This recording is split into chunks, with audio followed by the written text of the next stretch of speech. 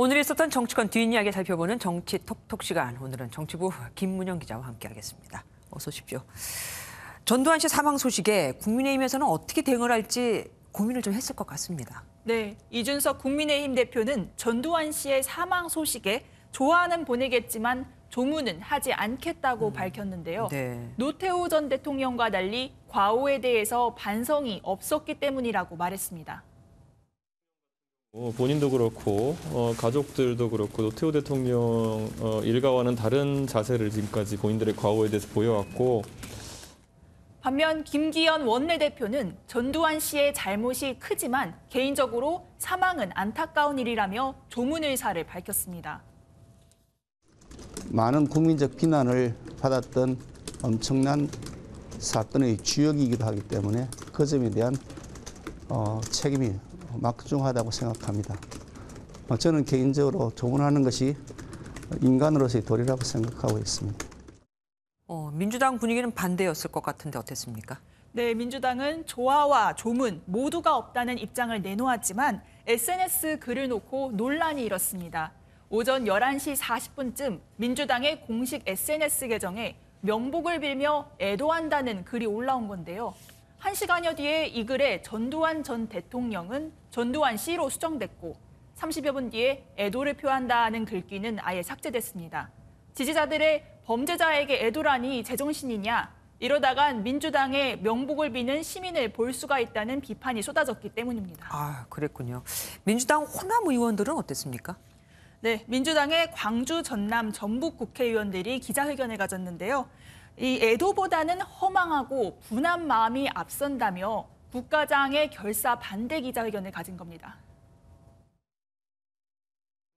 군대를 동원해 국민들을 잔인하게 학살하고도 평생을 호의호식하며 천수를 노린 살인마 전두환의 마지막 길이 전직 대통령이었다는 이유만으로 국가장의 예우를 받는 일은 절대 있어서는 안 됩니다.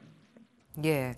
그리고 종부세 고지서가 어제부터 발송이 됐잖아요. 그런데 이 때문인지 민주당은 여론 달래기 아주 바쁩니다. 네, 수도권 일대에 종부세 폭탄 논란이 일다 보니 민주당은 적극적으로 해명에 나섰습니다. 네. 송영길 민주당 대표는 1가구 1주택자의 종부세 대상자 중에 70% 이상이 시가 26억 원, 그러니까 공시지가 17억 원 미만인데 세금으로는 50만 원대에 불과하다고 말했고 당내에서 이런 비슷한 발언이 이어졌습니다. 세금 폭탄인지 다시 한번 묻습니다. 1년 소나타 2000cc 자동차세가 약 52만 원입니다. 국민의힘에서는 윤석열 후보가 종부세 폐지하자 이렇게 얘기하고 있지 않습니까? 더 힘을 받겠네요. 네, 국민의힘은 공세 수위를 더 높여가고 있는데요. 국민의힘은 집 있는 가구 가운데 종부세 대상이 8.1%라며 상당수의 중산층이 세금 폭탄을 맞았다고 주장했습니다. 주택 소유 가구 1,173만 가구 대비해서 비율로 따지면은 유주택 가구의 8.2%가 되고 수도권 유주택자 가구로 따지면은 10.6%가 됩니다.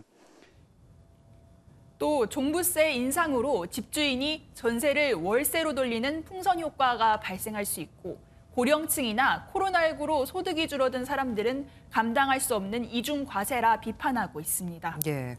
오늘 MBN이 개최한 종편 10주년, 개국 27주년 보고대회는 5명의 대권 후보들이 다 왔다면서요. 네, 그렇습니다. 여야 대선 후보들이 모두 저희 MBN 보고대회에 참석했는데요. 자율주행차나 드론택시를 비롯한 모빌리티 산업을 적극 육성해야 한다는 입장을 똑같이 내놓았습니다. 네. 그렇지만 그 내용을 보면 조금씩 결이 달랐는데요. 직접 들어보시죠.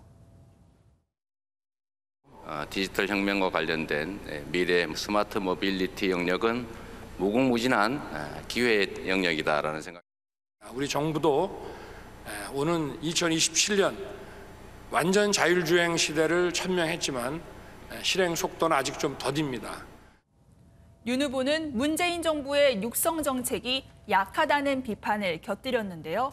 안철수 국민의당 후보는 지금 열심히 하지 않으면 추락할 것이라며 과학기술 분야에서 앞설 마지막 기회라 경고했고 심상정 정의당 후보와 김동연 새로운 물결 후보는 교통약자의 교통 접근성을 높이는 방안을 제시해 눈길을 끌었습니다. 예, 지금까지 김문영 기자와 함께했습니다. 고맙습니다.